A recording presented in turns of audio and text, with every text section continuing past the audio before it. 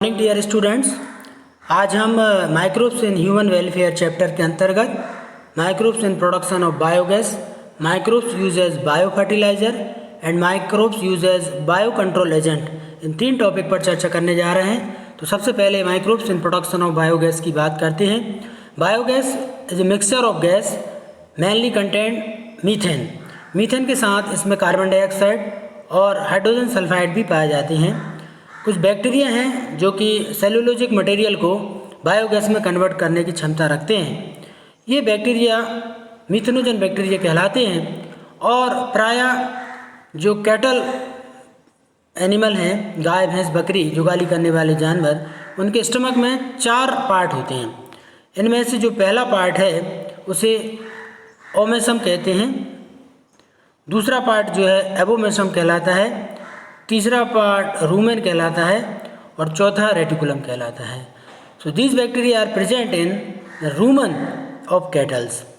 ये cellulosic bacteria हैं, methanococcus और मीथेनोजन। कुछ मात्रा इनकी गोबर में भी पाई जाती है, इसलिए इसको गोबर गैस भी कहा जाता है।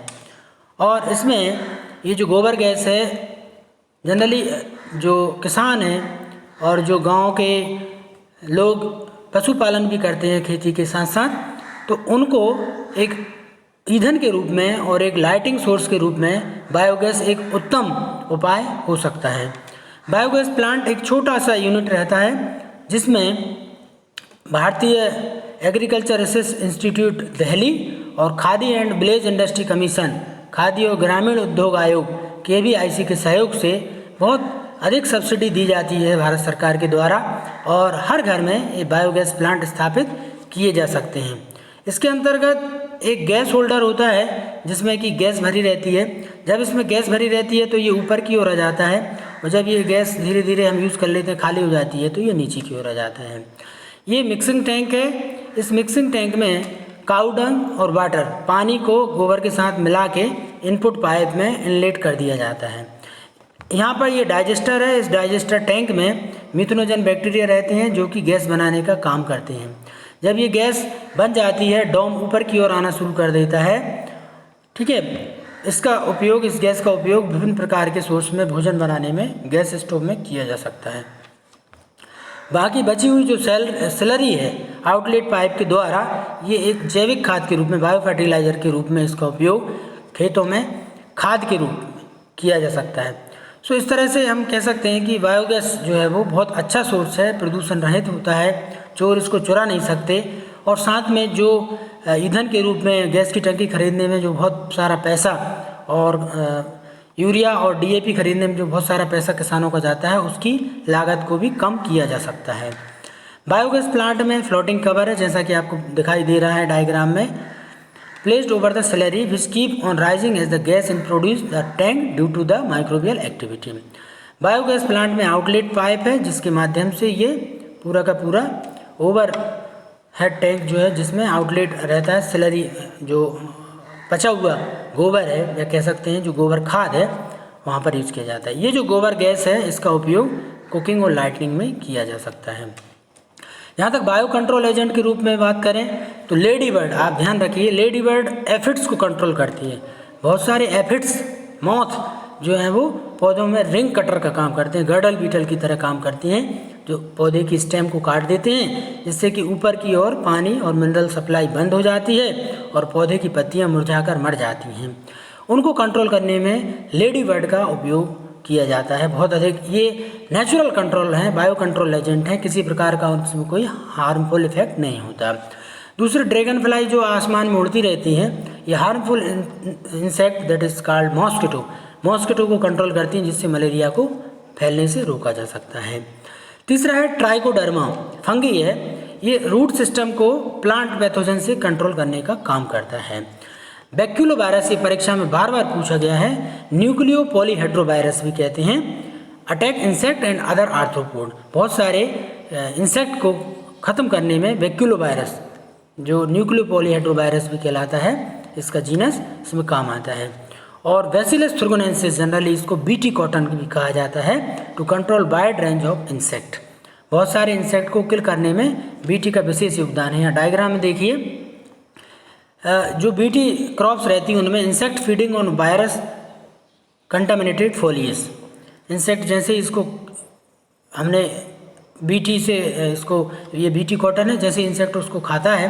Collagen of occlusion bodies, lumen of digestive tract, alkaline condition में ये जो टॉक्सिन है जो कि अभी पैसिव फॉर्म में है एक्टिव हो जाता है in the gut of insect in alkaline medium, virus particle being released from OB occlusion bodies and attacking the brush border of gut cell, और गट सेल के पूरे इस इंसेक्ट के पूरे गट सेल को एकदम ये क्या करते हैं, वायरस पार्टिकल किल करने का काम कर देते हैं, एक्टिव टॉक्सिन का निर्माण करते हैं, जिसको हम क्राई प्रोटीन के नाम से भी जाना जाता है। क्राई का मतलब होता है क्रिस्टल, क्रिस्टल प्रोटीन इस तरह से क्रिस्टल फॉर्म में बन के वो पूरी इंटेस्टाइन को डैमेज कर देते हैं, जिससे कीड़े की मौत हो जाती है। हार्मफुल कीड़ा जो है वो उसको कंट्रोल किया जा सकता है।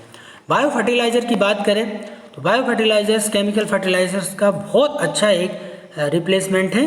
Bio fertiliser are organism that enrich the nutrient quality of the soil, मिट्टी की उर्वरा शक्ति बढ़ाने में इनका विशेष योगदान है।